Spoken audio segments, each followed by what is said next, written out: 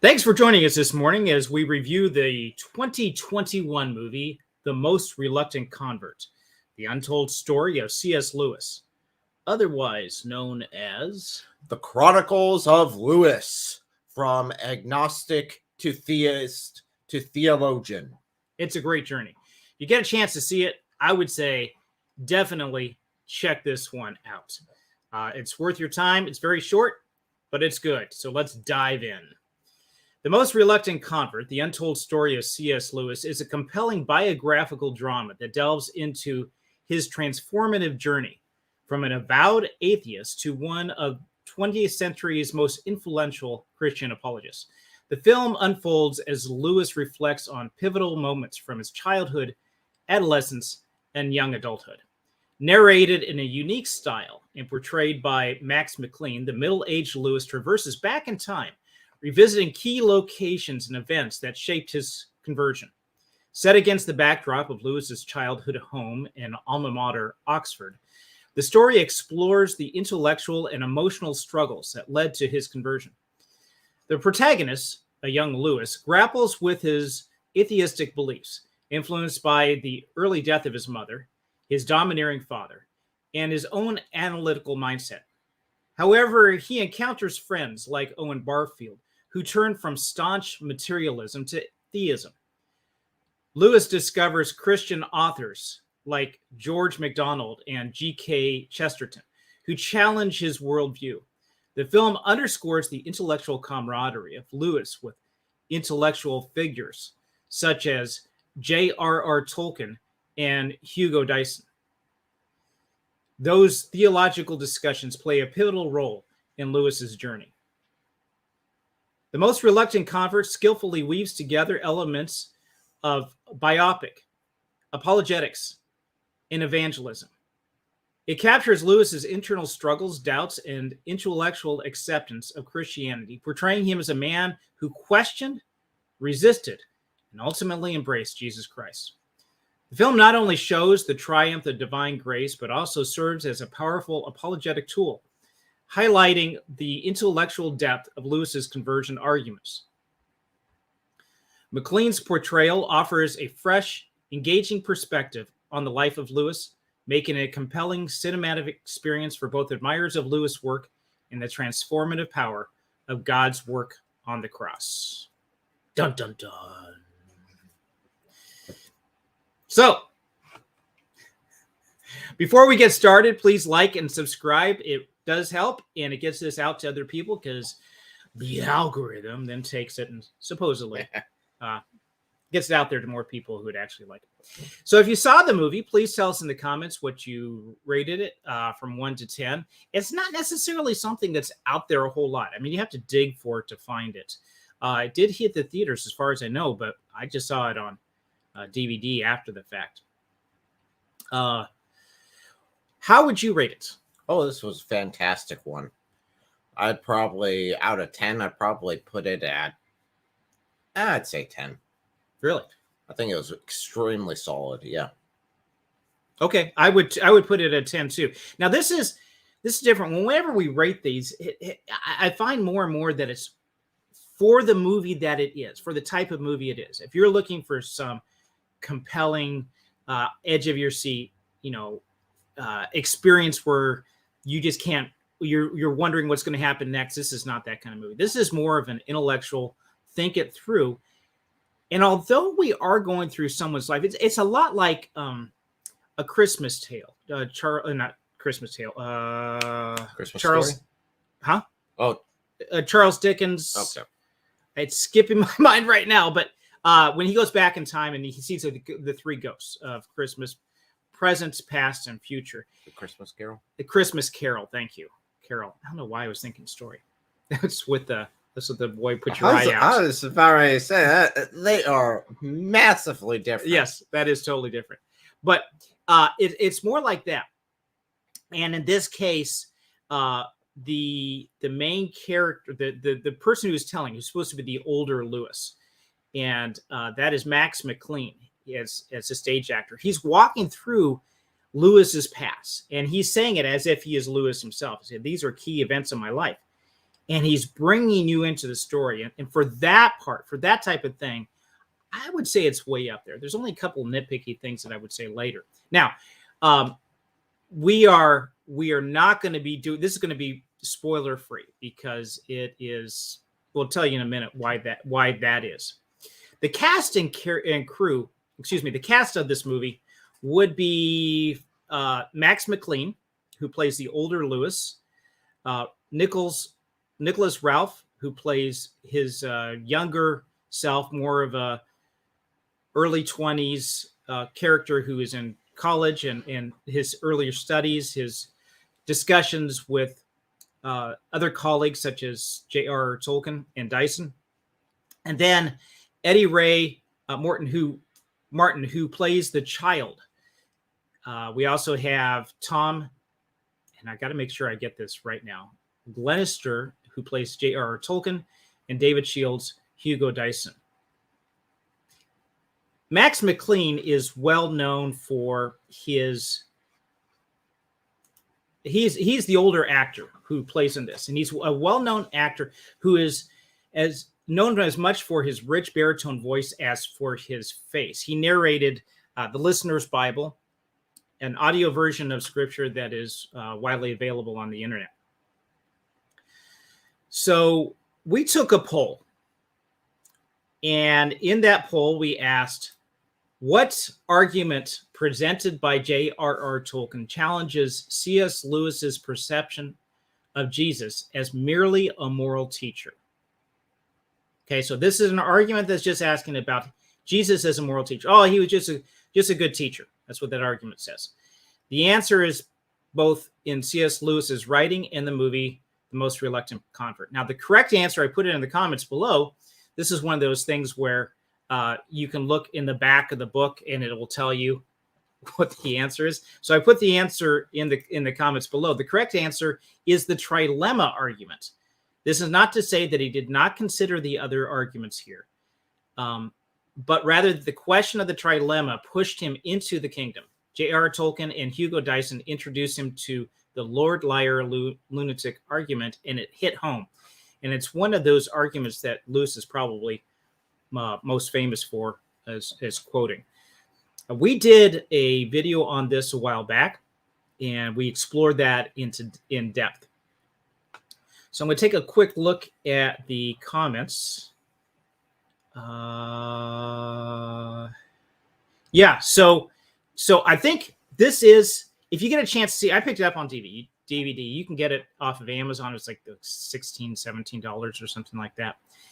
And it's a quick watch. It's only about an hour and 15 minutes or so. So it's not long. But I think it's worth the time, and I would say it's a keeper. Put it on the shelf. Probably rewatch it a couple times. It's really well done, all in all. Now, you mentioned that we're not going to go through any spoilers. I'm not sure there's much to spoil. That's the point. I mean, I guess the only spoiler is, hey, he becomes a Christian? That's right. But anyone that's read the Chronicles of Narnia are like, well, duh. Yeah. So there is no spoiler section of this review. We all know that C.S. Lewis, or Jack, as he didn't like his name, so they called him Jack, and they call in their group, they called J.R.R. Tolkien Tollers. I don't know why. I never figured out why they call him Tollers, but they call him Tollers. So he's Jack, Tolkien's Tollers. And so there are no spoilers to this. Some of the elements of this review may surprise you, such as Tollers and Jack were friends, but I think that's a pretty well-known fact. But he also Tolkien helped lead Lewis to the Lord, which is pretty cool. Now, I think there's a little disappointment on Tolkien's part because Tolkien was Catholic and Lewis remained Anglican. He was a lay theologian in the Anglican Church, but he's still with the Lord, so I'm sure that Tolkien would have been happy about that. J.R.R. Tolkien helped draw Lewis to the Lord, but the beauty of this film is how it's told. So even if we do talk about things that happen in an event, this is you would view this movie more because of how it portrays it. You see the actions. You watch young Lewis wrestle with these thoughts, and you see the progression of his conversion over time.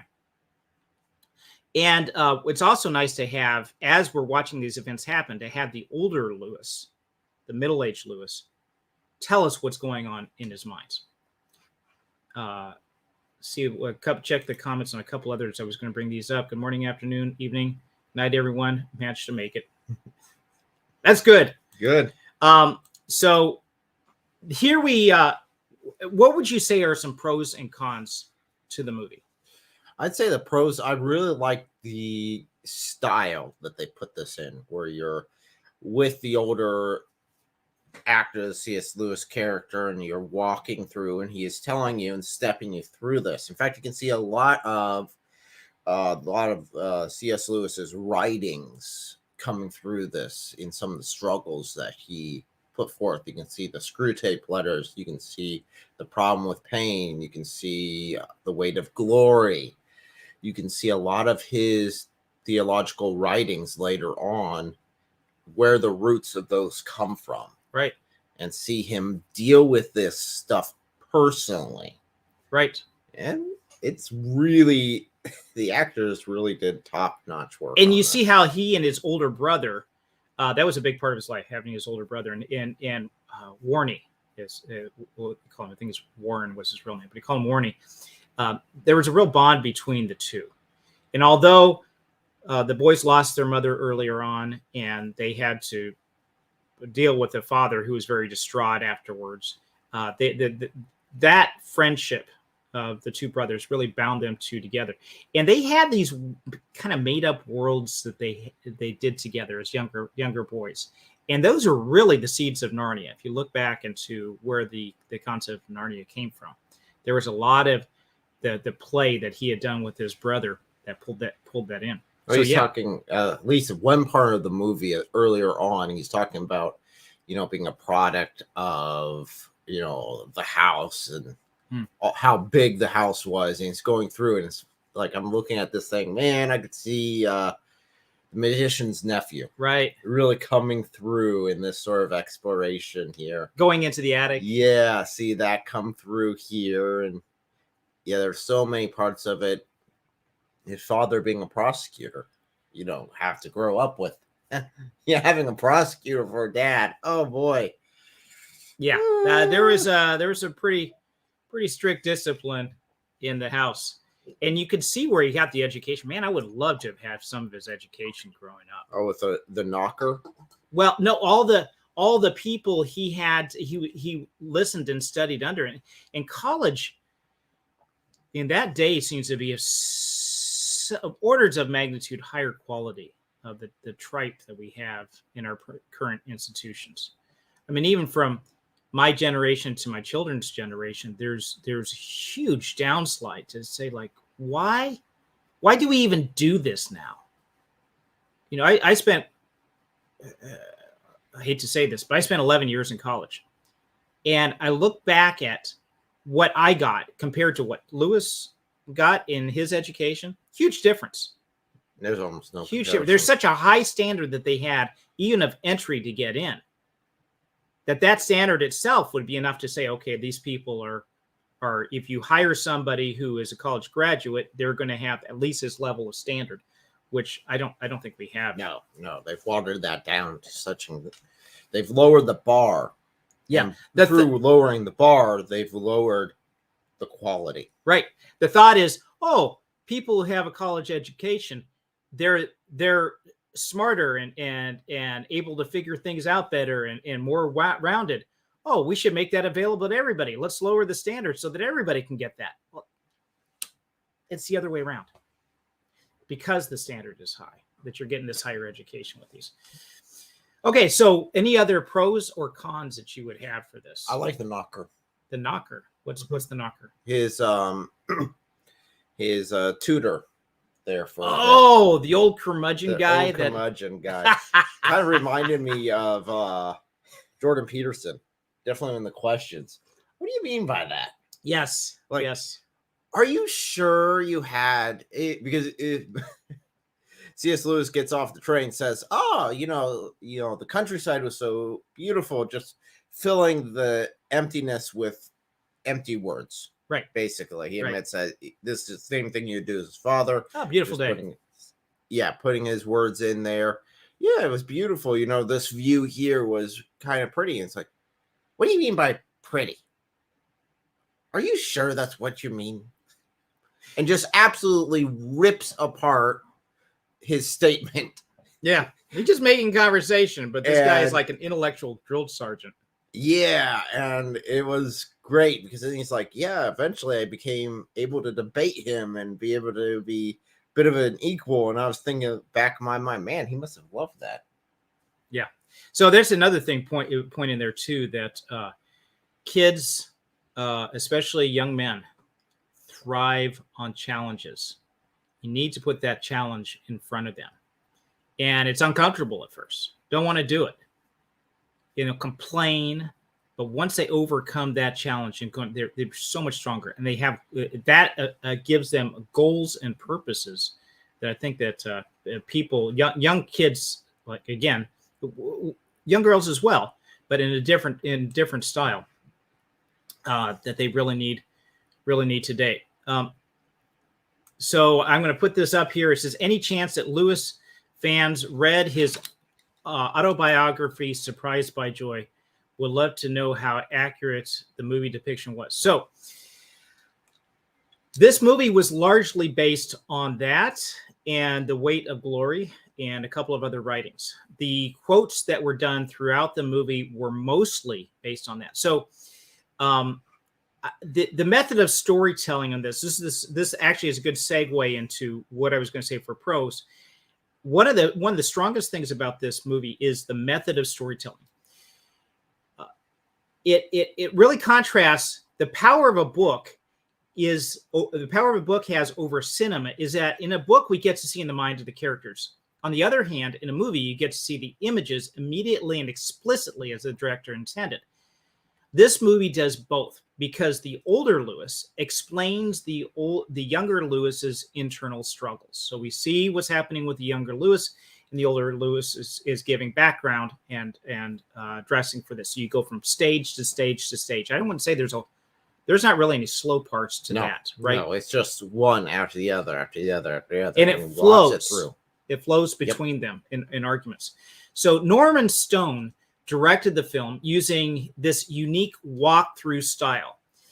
He directed other films about C.S. Lewis, including the Narnia Code in 2009, C.S. Lewis Beyond Narnia in 2005, and Shadowlands, a 1986 film about Lewis's short-lived relationship with his wife, Joy Davidman. And so this is told, like you were just saying here, Nicodemus, this is told mostly in Lewis's words. To explain this to you, I have to tell you about the narrator, Max McLean. Now, he's the older version of Lewis in the story. The movie is based on his award-winning play. And the play is just Max McLean in a chair. He gets up and walks around the chair and stuff like that, talking about Lewis's life, and he portrays himself as Lewis in that. And there's a couple of screenshots I have here. This is him on stage in one location, and another location here. He's going through this. So he has all these things memorized, this background of Lewis and all his writings and stuff like this. He wraps it in. So this is basically a cinematic version of that play with other actors portraying the younger versions of Lewis and Tolkien and other characters like that. I think that's a critical part of this, more than just the writing, more than just because those play a part, more than just getting the good shots and making it look pretty. Is the actors actually cared? Definitely the older actor that played Lewis definitely cared about Lewis, cared about this story, wanted to present it in the way that is best and keeping to the actual source material as far as what he would actually say, how he would actually deal with it, how he would react to things. That sort of aspect And you can tell even with shows that have really crappy writing, if the actor really loves the source material or the character, it pulls it out. And if you've got a writer who loves the source material, and the actors who love the source material, and the editors who love the source material, you end up with The Lord of the Rings, or I would say this sort of style. Right. And not the Rings of Power. Not the Rings of Power. Nope. Right. Yeah. Not money grabbing, but actual close to the material, and you get a huge phenomenon. So here's a side-by-side comparison of the two. So you have Jack Lewis, C.S. Lewis on one side, and Max McLean on the other. And there is a bit of a similarity. I mean,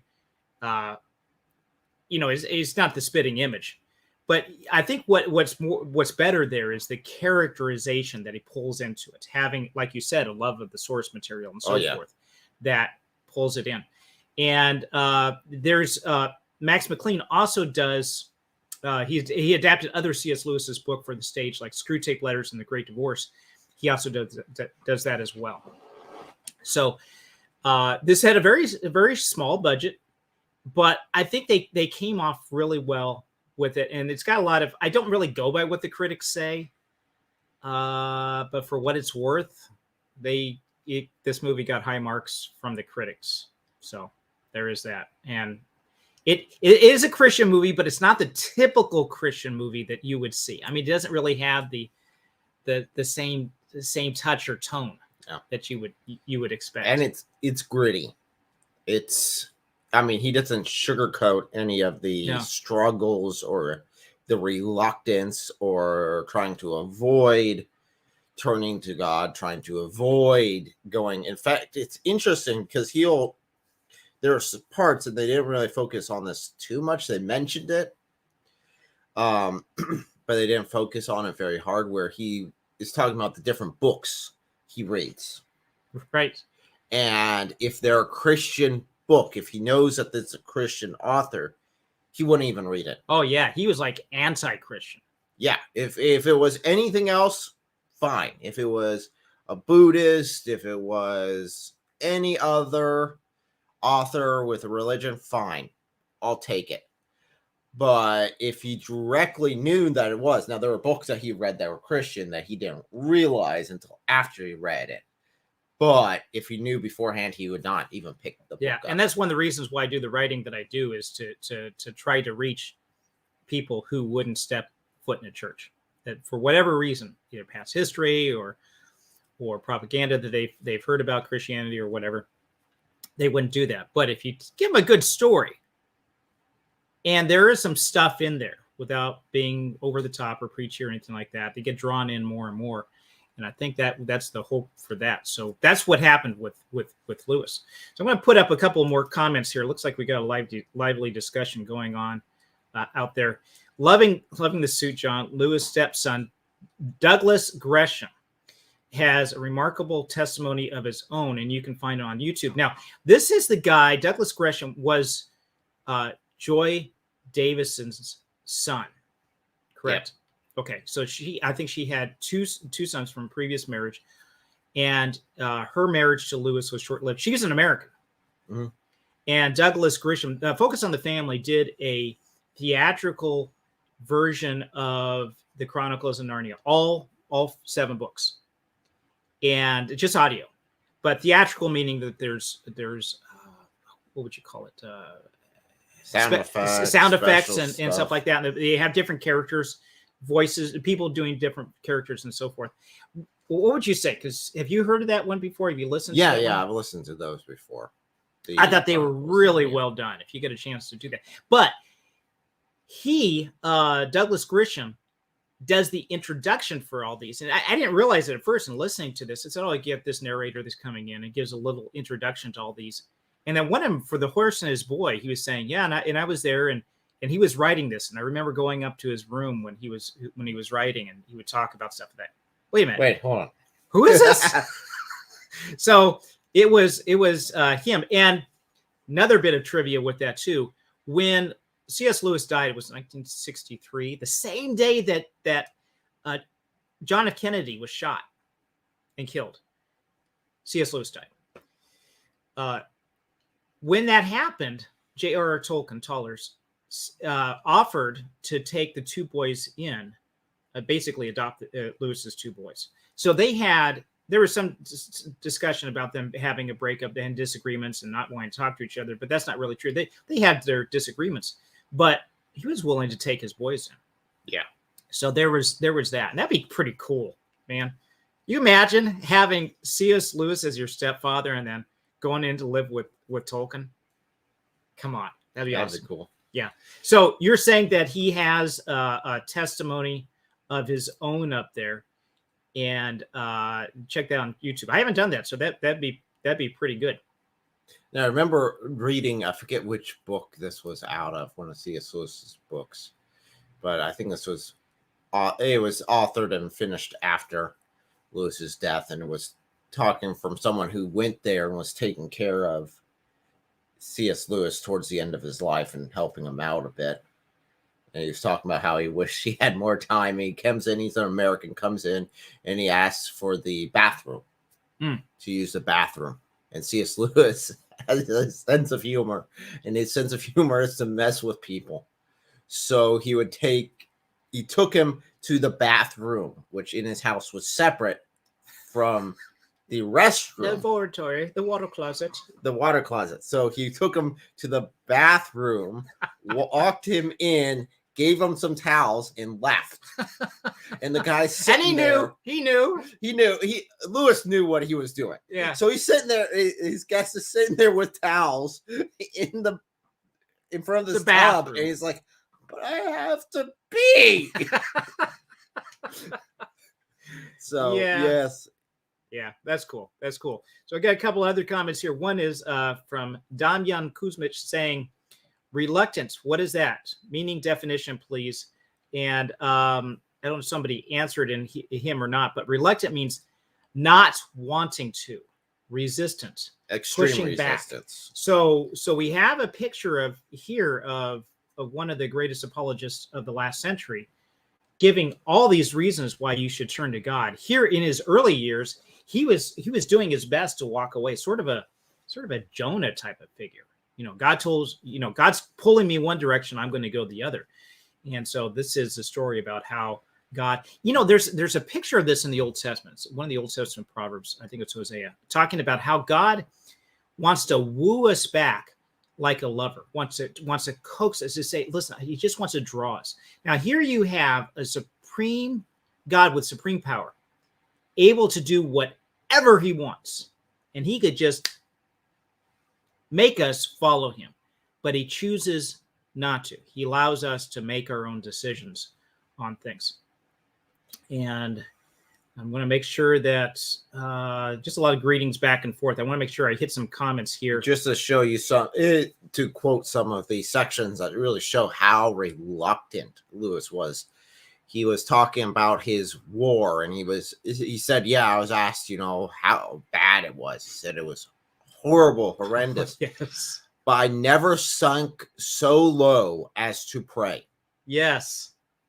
That's his thoughts of it. That is the lowest, most debased. He wouldn't do thing. That. Now you imagine though, he basically walked away from God as a young kid after seeing his mom die and all these other things that are going on home. He says, I don't want to have anything to do with that. And then that's where his attitude was, to sink so low as to pray. Yeah. So that Nicodemus says that same target audience is the reason I have an ongoing academic pursuit and have my online content and movie review live too. Okay. Yeah. So he's also doing work in the same area. And Adam said it's starting to seem like, okay, old man time. It's starting to seem like, from what I'm hearing, that many people just wish God would force them to be saved. Seems strange. Yeah, think about that for a second.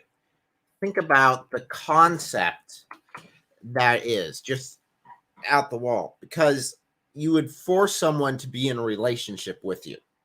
That's what it comes to, because that's really what that redemption offers, is the redemption to be in a relationship with God, to have that relationship with the Lord.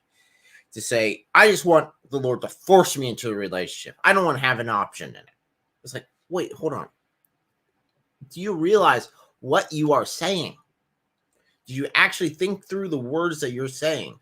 Because, sorry, that sounds like, if that was a sexual relationship, that would be rape, right? Yeah. So you're saying that you would be forced into this relationship, and there's just No. that makes the Not good at all. relationship hollow in every way, shape, or form. It's just a fraud. Right. So I would say that there are also some cons on this as well.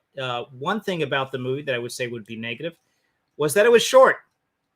Definitely could have gone for another I don't know. couple hours. I don't. Well, okay, yes and no. Because from my point of view, yes. Okay, so there's a different. This is just own personal taste on it. I think that the storytelling style, the narration that's done here, if it had gone on much longer, it would have maybe felt a little more stale. I don't think I would have wanted to see it go past an hour. However, I did want to see more. I definitely did. Yeah. But then again, I'm coming from the perspective of someone who's read a lot of his books. Yeah, you want to see more about his life. I'd like to see this sort of detail more. Well, okay, so that would be the other thing I would say as a con, is I did want to see more. I wanted to see Lewis's discussion with J.R.R. Tolkien and writing group in the Inklings, which would have been later in his life, when they really start getting into their writings. I wanted to see them wrestle, and I wanted to see him wrestle and write The Way to Glory and the Screwtape Letters and Chronicle of Narnia and more. But the point of this movie was just his conversion. And for that part, if you tried to pile anything else on, I think it would have been a distraction from the conversion itself. Yeah. So I would love to see a part 2 to this, where they do go more into some of his middle life, where he is really getting into his writings. Trivia. The movie was filmed in 18 locations in and around Oxford, England, where Lewis attended and later taught. So this was basically on location where he did that. In the beginning scene, Max McLean, the older Lewis, walks into this pub. I'm wondering if that was the Eagle and the Child pub, where they had the Inklings meeting, which was their writing group with Lewis, Tolkien, and 2 other guys on and off. That group kind of morphed over time. That would be cool. And that was a lot of the flair to this movie too. This is a positive I forgot to put in there. It's almost like you're invited in. It's like Lewis is speaking to you directly, and he's telling you this. And at the beginning, he takes you in the pub and he lifts a pint, and he's inviting you in. He goes into his house and into his kitchen. He's putting things away, and he's telling you more about this with some flashbacks. So it is a real warm feeling. It feels like you're being brought into his inner circle. Yeah, I think with that. It's real personal flair. So there are some apologetic arguments that were in here now. I wish the movie had gone more into these. And there are 4 apologetic arguments that I gave listed in the poll. And so I just want to touch on them briefly. By the way, we have the link for joining us in this discussion. We would love for, if you've seen the movie, or if you're a Tolkien fan that you want to bring up some of your own insights to this, please jump on, and we'll put you up there. This would be, I think, a great opportunity. And I'm just going to show some screenshots of the movie here. This is one where you have the discussion here in Oxford between Lewis, Dyson, and Tolkien. And this is where they're talking, in this scene of the movie, where they're talking about the trilemma argument. And the trilemma argument basically says, you can't say that Jesus is this great moral teacher. He is either, because of what he says, he claims to be God. He claims all these other things. Either he is a liar, just deceiving people, because either he's obviously not God, or he believes that he is God, and he obviously isn't, then that makes him a lunatic. The other alternative is that he actually is God. He is Lord. And then the question is, what are you going to do about it? So that is all bringing this all together as these different arguments. I'm going to pop up a couple of, before we go into the argument, see if we have anything else here. I think that it is technically everyone wants what God is offering if you think of it. This is part of what drew Lewis in. He was talking about this garden that his brother Warney had made. And he's looking at this, just a kids, they make this little terrarium thing. He puts this together, right? Mm-hmm. And something about that triggered a longing that Lewis had. He recognized that there was something that he didn't have in his life, something unreachable, something just out there, just beyond. And he classified it later as joy, not happiness, not the fleeting moments that we have, but something deeper, something eternal. And he pursued that in all of his writings later. He held off God, but he pursued this other thing that he knew was out there until he realized that, hey, this was God that he was looking for his entire life. So some of the arguments, the ontological argument. Do you know what the ontological argument is for Christianity? Does anyone in the chat know this? Does anyone know what the cosmological argument is? Or the moral argument for Christianity? If you know any of these, please put it in the chat or jump online to tell us, because we would love to know what your experience and your knowledge is. In the meantime, the ontological argument. Now, ontology is a branch of metaphysics that deals with the nature of being. The ontological argument is a philosophical argument that seeks to establish the existence of God based on the concept of God as the most perfect being. So there are several tenets to this. I'm not going to go into it much because we could do a whole live stream just on each one of these arguments in here. But now, Lewis did wrestle with this. So in our poll, yes, that was one of the things that he had come up with, but it was not the one that pushed him over the edge. The one that pushed him over edge was the trilemma argument. So how about the cosmological argument? The cosmological argument is another philosophical and theological argument that seeks to establish the existence of God. This one does so based on the observation of the cosmos and the existence of contingent beings. And contingent beings means those who exist contingent on something else that does it. So you keep going back. Well, what caused this? What caused this? What caused this? And eventually you have to say, we live in a causal universe, meaning there's cause and effect, cause and effect, cause and effect, cause and effect. You have to go back, follow the bouncing ball, and you eventually get to the point where you have an uncaused cause. The Big Bang. No, something started the Big Bang, right? Yep. So you have you have an uncaused cause, and you look for who that is. And it's not just a what. There's personality, motive, and history behind that. There's a person behind it all. So you start drawing that. You get to from theist. He went from theist to Christian altogether. So I'm going to put up. Okay, so here we go. I'm going to back it up here because he had another. So Callum said, "Welcome, Callum." He said, "The ontological argument. If it's possible that there is a God, chances are that that possibility makes it likely." So it's not just that if there is, it is likely. If you look at the universe itself, it comes in and says, this being out there is a being, and he does it. So there's intent and purpose. Right. And the moral argument, how could I know what is crooked unless there is a straight line? Yes, that's it. 100%.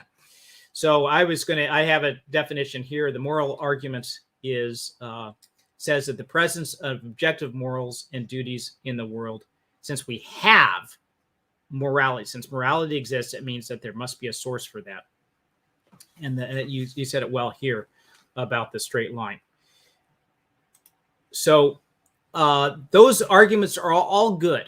And like we said, I would love to be able just to get right into it. So the focus of this channel is to view entertainment biblically, learn how to view entertainment biblically, and then use it. Both, enjoy it, have discernment on what's good, what's not, and then use it as a way of communicating thoughts and concepts to other people, especially comments about Christ, drawing people closer to Jesus by using examples of, like Gimli in Lord of the Rings.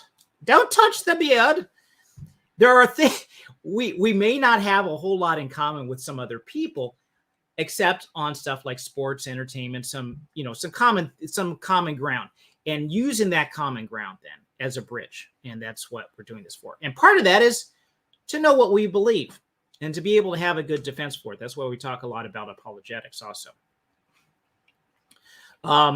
So there was at the end of the movie, this isn't a spoiler, but at the end of the movie, they're in this church where it was actually Lewis's church when he was alive. And it pans out of the church. We're finishing this, and you see the camera crew and everybody there, and the camera goes up and then points down at this graveyard, the small little graveyard, and one of these gravestones is C.S. Lewis's grave. Yep. So, and I think it really brings it home at that point to say, this is all real. This happened, and these steps is, here's this guy, flesh and blood. And I think this movie makes him more personable, more real. Do you have any other comments concerning the movie? Because I got some questions I want to ask you guys concerning this. We're going to be doing this a little bit different. Anything else about the movie? Nope. Okay. I think we're good. All right. Open chat. This is a personal question to you, and this is something that we've not really done on other live streams. But I'm going to take an opportunity with the live stream to be able to do this. What intellectual hurdles did you have to overcome before you accepted Christianity, before you surrendered to God? What intellectual arguments did you have to overcome? So I'm going to be looking at the chat for that. And again, we have the link in the chat for those who want to come up and actually get an audio video to show the world and tell them this.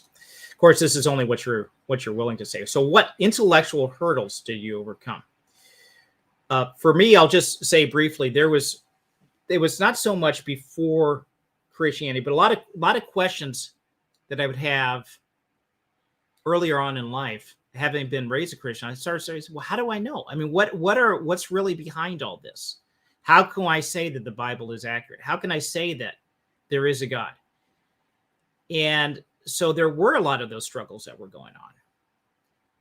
I had gone through Josh McDowell's Evidence That Demands a Verdict. It's a really great book, and it's still available. But some of those questions were there, and I was struggling with doubts. It finally got to the point after many of these struggles and God kept proving himself. I almost started to make it a game. Like, oh, I'm in this judgment seat and I get to make these judgments. And it became a point of pride for me after a while to say, I'm just going to check all these things to make sure they're all signed off. And at one point, I heard God saying, isn't that enough? And the tone of the voice, I didn't audibly hear it, but there's just an impression. And the tone was such like a friend of yours speaking. And he was just filled with sorrow, just hurt, just like almost sense of betrayal. That haven't I proved myself to you enough?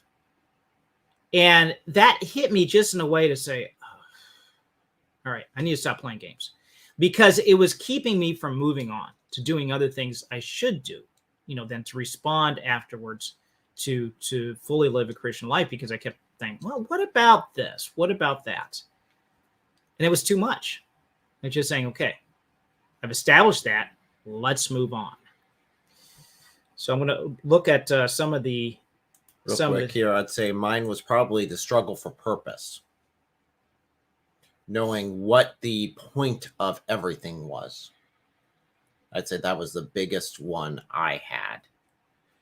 Is because you got multiple competing theologies out there, multiple competing points of view. What is the actual purpose of humanity? Why am I here? Right. So that was my 2 cents into that one. No. So did you find it? I mean, if you want to share though, did you find the answer? What did that? No, that was the draw of that. Eventually came down to just the relationship with Christ. Okay. That offer there was something that wasn't offered through any other avenue. The concept of actually having this relationship with God and the concept of Christianity's redemption process and dealing with sin only being done through the cross, not by your actions. You don't get a good job, boy. You know, you didn't earn it yourself. It's something that was done for you. And that was something that's so alien compared to everything else I was reading, compared to every other religion that I was studying. It's like, that's different. Yeah. Yeah. Every other religion, you have to slaughter after fulfilling these requirements or whatever, the pillars of Islam, all the other things that you have to do, where for Christianity, it's the word that's there written, the written word becoming flesh and dwelling with us and having that done. It's no other religion has that.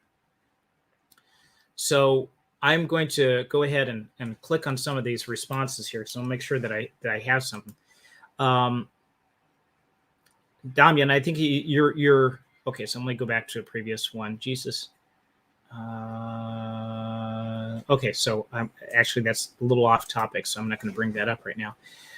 For me, it was after I came to trust in Jesus and studying at university. The reliability of the Bible was the biggest struggle I had. So is cool. Davos, I see what you're saying, and we're doing this. We've been doing this series for the last 6 weeks or so on the reliability of the New Testament. You know, has it been corrupted? And hopefully some of this has been good for you. And if you could share some of your comments during those times too, that would be awesome. So that's good to know. So here's another question with that too, is there's the intellectual struggle. What intellectual hurdles did you have to overcome? But there's also emotional hurdles too that people have to overcome. So were there any of those that you had to overcome before fully embracing Jesus? I have found that most people reject Jesus, and I say Jesus, I'm talking about more than just rejecting God, because you have this concept basically it's this like a supreme being, so some kind of theism that's going on there. But most people reject Jesus not for logical reasons, because of emotional baggage that they have, or a desire to be their own master. Say, I don't want to have anything to do with that. I want to do my own. So it's not so much an intellectual; it's more of a heart thing that's going on. It's a heart problem. And that's something that I tell you truthfully, I still struggle with, is the wanting to be your own master.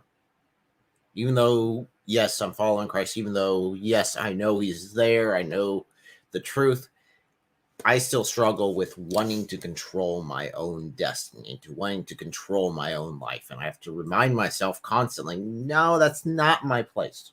Right. I'm not the one who needs to be driving. I'm not the one who needs to be in control of every aspect of my life. This is not my position. That's why we're told to be a living sacrifice. We tend to want to crawl off the cross, to get off the cross. We don't want to be there, but we're to give up our lives for Christ, and that's the only way that we're going to gain it, is the sacrifice of self. I do not have my own time. I can't argue that. It's a gift from him, and I give it back to him. So that is so true. There Isgul also mentioned, says, that's a struggle. I see it in my coworkers. Now, my question to you is, are you talking about the intellectual struggle, or are you talking about the emotional level here? I think he's talking about the control. Or the control. Which yeah. That was popped up during the control.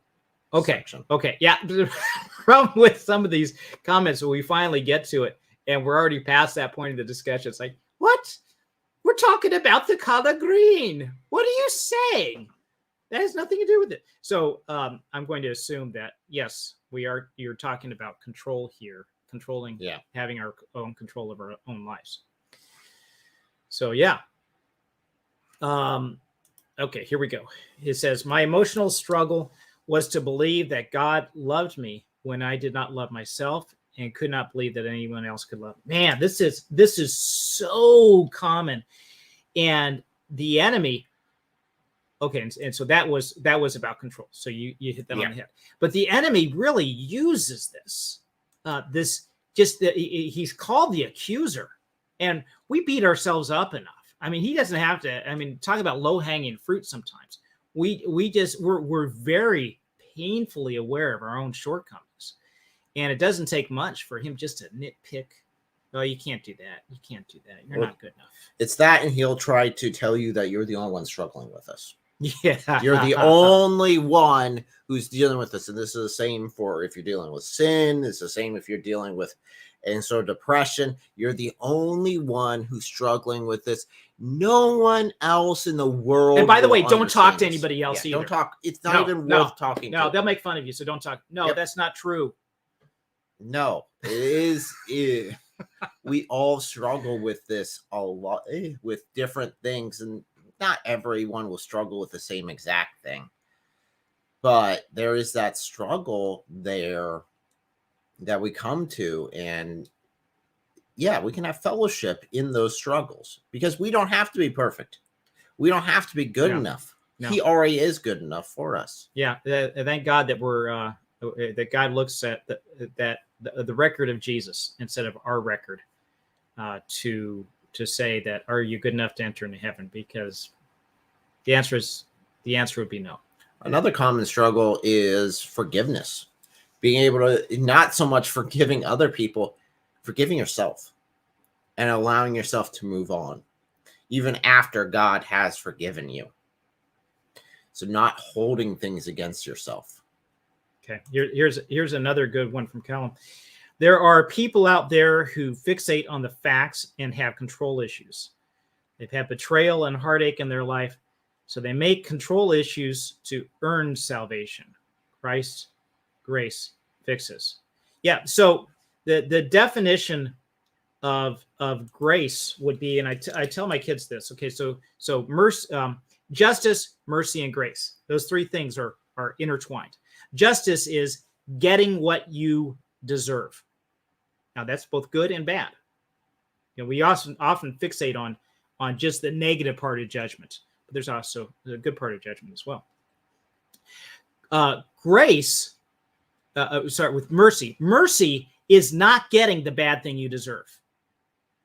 You did something wrong, you're going to get punished. My son got a traffic ticket. For whatever reason, I'm going to have mercy on him and say, you know what, I'll pay that traffic. Don't worry about it. I'll pay the fine. You're struggling. You're doing the best you can. I'll come in and I'll pay that fine. That is mercy. And then grace is not getting or getting what you don't deserve. So the grace part is the payment. The mercy is not getting the judgment, and the grace part is the payment. So those three all are intertwined together. Here's another comment here. He said, relationship is what fixes legalism, perfection, and fear. The problem is due to heartbreak and disillusionment, people hesitate to open up. Yes. It's our relationship with Christ. Another thing that's different from Christianity and other religions.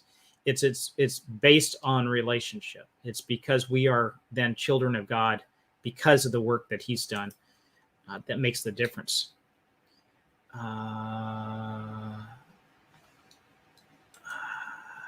going to put the Damian's up here. I've not read this yet, but I'm going to go by faith here. My testimony is filled with paradoxes. I want to say of Jesus, human, then okay. So there's an internal discussion about I think Christology that's going on in the chat. So I think we'll leave that for another time. Okay, so if you like this material, please like, subscribe, and share it. We have coming up now. I'm really excited about this. This is something that we've been working on, and we kept postponing Thursday's discussion about the Council of Nicaea and who was not just what books were sort of banned. They weren't banned from the Bible, but what books were not chosen to be into the New Testament. The New Testament sort of developed organically over time. But then there's the accusation that at this great council in 325 AD, that these guys got together in this smoky room and they decided what was going to be in the New Testament, what people were going to believe about, and they were going to do it. And we all had to listen to it afterwards. So there's a lot of misconceptions about that council. And so we have put together something that is going to be debuted today, I think, right? Yep, that's going out on my channel today. Okay, so on your Brother in Christ channel, there is the Skeptic Zone, the Council of Absurdia. Now, this was really fun to put together. Oh, it's by far one and of my we've favorite. had pre-screening, and people have really liked this. And if it works out well, there are possibilities of doing more of these in the future. So this, again, today at noon Eastern Standard Time, which is Greenwich Mean Time -5, +5. I forget, 5 hours off, 5 hours ahead. We're going to be doing that. And then follow up on that is going to be reshown as an introduction to our discussion this Thursday. The Bible censored. Was the Bible censored by whom? Who would have done it? This is, I'm telling you, man, this is going to be slick. I probably shouldn't talk it up too much. It'd probably go the other way because I don't want to get your hopes and expectations up too high. But it's been fun. It's been enjoyable. So until then, looking forward to seeing you next time, and enjoy the rest of your day.